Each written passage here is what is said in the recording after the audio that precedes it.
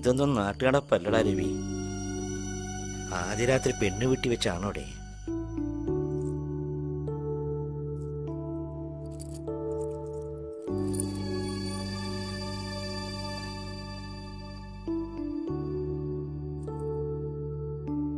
സംസാരിച്ച് തീർന്നില്ലേ? സമയം ഒരുപാടായി. നിന്റെ വിഷമം എനിക്ക് മനസ്സിലാവുന്നുണ്ടടാ. ഏയ്, എനിക്കൊരു വിഷമമില്ല ജോർജ്. എല്ലാം അമ്മയ്ക്ക് വേണ്ടിയല്ലേ ചെയ്യുന്നേ. അമ്മയുടെ സന്തോഷമാ എന്റെ സന്തോഷം. അവനെ വിടാൻ ഉദ്ദേശമില്ലേ ജോർജേ? സമയം കുറെ ആയി കേട്ടോ. ഞാൻ എത്തിക്കോളാം. എന്നാ ശരി. ജോർജ് പോകുന്നില്ലേ? അപ്പൊ കാണാം. ശരിടാ. ഓ, മറ്റാരേക്കാളും രവിയുടെ മനസ്സറിയാവുന്ന എനിക്ക് തല കുനിച്ചുള്ള അവന്റെ ആ പോക്ക് താങ്ങാവുന്നതിലും അപ്പുറമായിരുന്നു. എന്താവുമോ?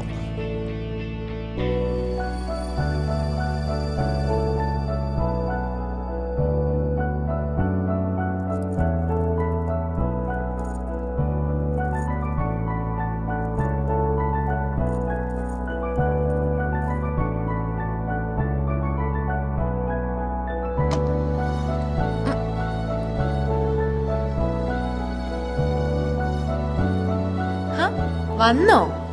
ഇതെവിടായിരുന്നു? കൂട്ടുകാരനോട് സംസാരിച്ചോണ്ടിരിക്കുവായിരുന്നോ? ഇനി പഴയതുപോലൊന്നും പറ്റില്ല.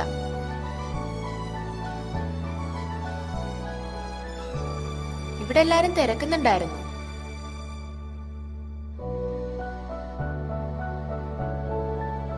എന്റെ ഫ്രണ്ട്സാ, വിഷസ് അയച്ചേക്കുവാ. ഞാനൊന്ന് റിപ്ലൈ കൊടുത്തോട്ടെ പ്ലീസ്? ഒന്നും തോന്നല്ലേ. പറ്റിച്ചല്ല എന്നെ. ഞാൻ ഒരുപാട് പ്രതീക്ഷിച്ചായിരുന്നു, എന്നാലും വന്നില്ലല്ലോ. ആ, ഫംഗ്ഷനൊക്കെ എപ്പോഴാ കഴിഞ്ഞത്? ഒന്ന് പോ. ആ, സാരമില്ല, നീ പറഞ്ഞോ. ആ, ഇവിടെ ഉണ്ട്. പാവാ.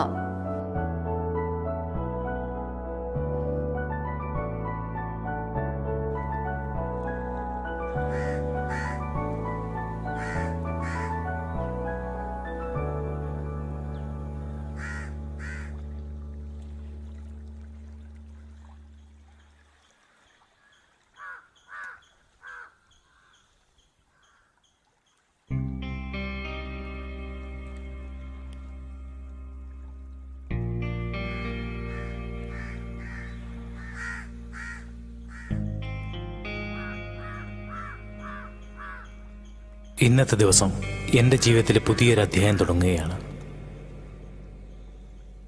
പ്രണയത്തെയും വിവാഹത്തെയും കുറിച്ചുള്ള എൻ്റെ വ്യത്യസ്തമായ കാഴ്ചപ്പാടുകളെയും സ്വപ്നങ്ങളെയും ബലികഴിച്ചുകൊണ്ടുള്ള ഒരു ദിനമായിരുന്നു അന്ന്. തനൂജയിൽ നിന്നുമുള്ള മുറിവ് എന്നെ സ്ത്രീകളിൽ നിന്നും പ്രണയത്തിൽ നിന്നും ഒരുപാട് അകറ്റി നിർത്തി. ഇനി ഒരു പെണ്ണിനെയും തനൂജയുടെ സ്ഥാനത്ത് കാണുവാൻ കഴിയില്ല.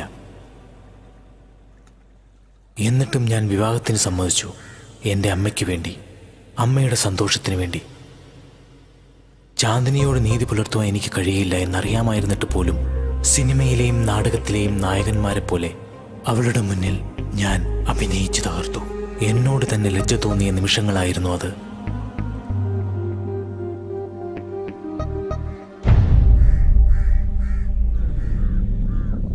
അപ്പൊ ഇതാണല്ലേ എന്നെ അകറ്റാനുള്ള കാരണം.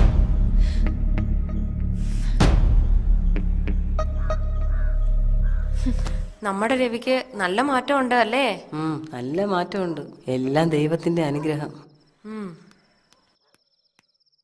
മോളെ എന്തു പറ്റി? എന്താ നിങ്ങളുടെ മോനോട് തന്നെ ചോദിക്കും. സുമതി, നീ അങ്ങോട്ട് എന്തു പറ്റിയാവോ? നിങ്ങൾ എന്താ ഇവിടെ വന്നിരിക്കുന്നത് ഇപ്പൊ എനിക്ക് മനസ്സിലായി. നിങ്ങളെ ഓട്ടോബയോഗ്രഫി മൊത്തം ഞാൻ വായിച്ചു.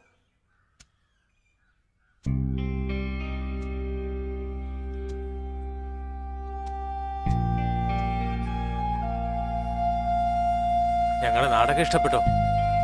നാട്?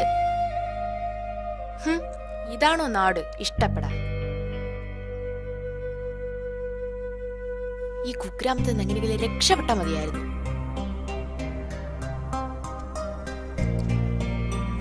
ഇവിടൊക്കെ എങ്ങനെയുണ്ട്? ഇഷ്ടപ്പെട്ടില്ലെന്ന് എനിക്കറിയാം. ചാന്ദിനിയുടെ പ്രശ്നങ്ങളും എനിക്കറിയാം. ഞാൻ നിസ്സഹായനാണ്. എനിക്കൊന്നേ പറയാനുള്ളൂ, അമ്മ ഇതൊന്നും അറിയരുത്. ഇതെന്റെ ഒരു അപേക്ഷയാണ്.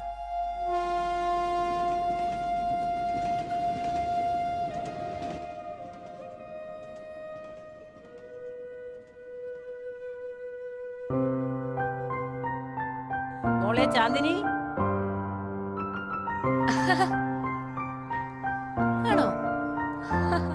മോളെ ചാന്ദിനി, ചാന്ദിനി, മോളെ, ആ മോളെ വന്ന് ചായ കുടിക്കേ. കേക്കുന്നുണ്ട്, പറഞ്ഞോ. നീ എവിടാ മോളെ? എനിക്കിപ്പൊന്നും പറയാൻ പറ്റില്ല. ഇവിടെ ഉണ്ടായിരുന്നല്ലോ. എവിടെ? അതങ്ങനാ. ഓ, ഇതിപ്പോ തണുത്തു പോവല്ലോ. ഓ ശല്യം. ആ ഇല്ല ഇല്ല, ആ പറഞ്ഞോ. ഇപ്പൊ എവിടാ? മോളെ ചാന്ദിനി, മോളെ,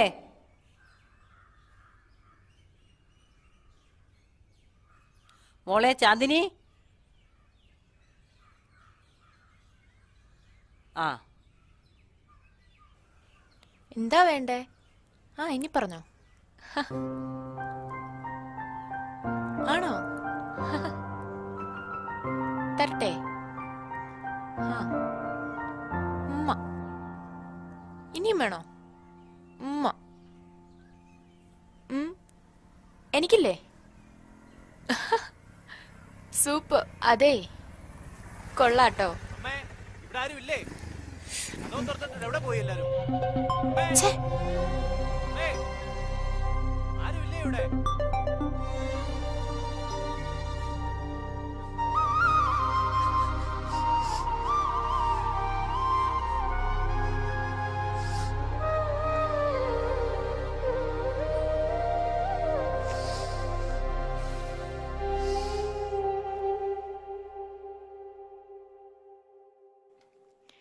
ആ വെക്കേഷൻ കഴിയട്ടെ.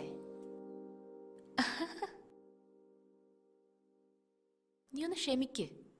ആ ഞാൻ ചാന്ദിനി, മോളെ, ഒട്ടും ക്ഷമയില്ല അല്ലേ? ചാന്ദിനി, എന്താ?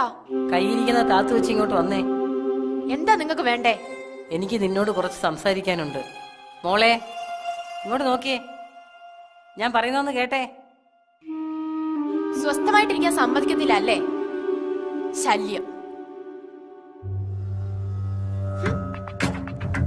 എവിടെ പോന്ന്? അവിടെ നില്ലേ. ദേ തള്ളേ, എന്റെ മെക്കിട്ട് കയറരുത്. മോളെ, പരിഷ്കാരങ്ങളൊക്കെ നല്ലതാണ്, പക്ഷെ അതിര് കടക്കരുത്. എന്തതിനാണ് ഞാൻ കടന്നത്? പരപുരുഷന് ചുംബനം കൊടുക്കുന്നതാണോ നിന്റെ പരിഷ്കാരം? ഈശ്വര, രവി ഇതെല്ലാം അറിഞ്ഞാൽ. ഹോ, അയ്യാക്കിതെല്ലാം അറിയാം. രവിക്കറിയാമെന്നോ? നിന്റെ തോന്നിവാസമൊന്നും ഈ കുടുംബത്തിൽ നടക്കില്ല. ഇവിടെ നിർത്തിക്കോണം. ചാന്ദിനി, ഇന്ന് നിന്റെ തീരുമാനം എന്തെന്ന് എനിക്ക് അറിയണം. അടങ്ങി ഒതുങ്ങി കഴിയാമെങ്കിൽ ഈ കുടുംബത്ത് കഴിയാം. നിങ്ങക്കിപ്പോ എന്താ വേണ്ടേ? എന്താ നിന്റെ തീരുമാനം? മാറി തള്ളേ, എനിക്ക് പോണം. എനിക്കിപ്പൊ അറിയണം അത്. മാറാൻ. അമ്മയുടെ മേത്ത് കൈവെക്കുന്നോ? എന്നെ അടിച്ചല്ലേ? കാണിച്ചു തരാം തള്ളേ മോനെ ഞാൻ. ഇറങ്ങി പോടേ ഇവിടുന്ന്. ഇനി നിന്നെ ഈ വീട്ടിൽ കണ്ടുപോകരുത്.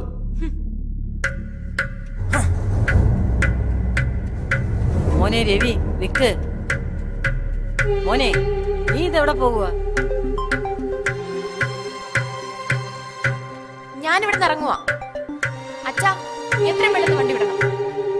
പറ്റില്ല. ഇനി ഒരു നിമിഷം പോലും ഞാൻ ഇവിടെ നിൽക്കില്ല. തടയണ്ടമ്മ. ആ ഞാൻ വഴി നിൽക്കാം. ആ മോനെ, അവളെ വിളിയടാ. വിളിക്ക് മോനെ, അവള് പോകുന്നടാ.